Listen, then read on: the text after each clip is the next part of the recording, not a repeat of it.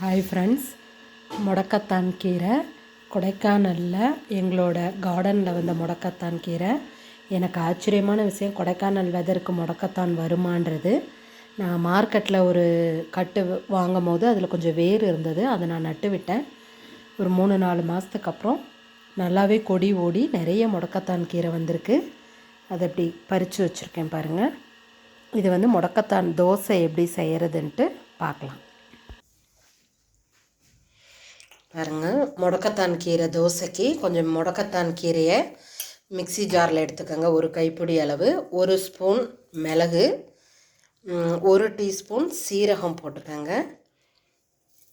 2 காஞ்ச மிளகா போட்டுக்கோங்க,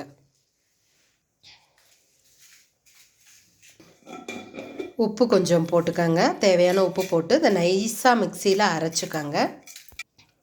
மிக்சியில் நைஸாக அரைச்சாச்சு முடக்கத்தான் கீரையை. அதை ஒரு பாத்திரத்தில் எடுத்துக்கிட்டு தேவையான மாவை கலந்துக்கங்க. இதில் மாவு தேவையான அளவு நம்ம மிக்ஸ் பண்ணிக்கிறோம்.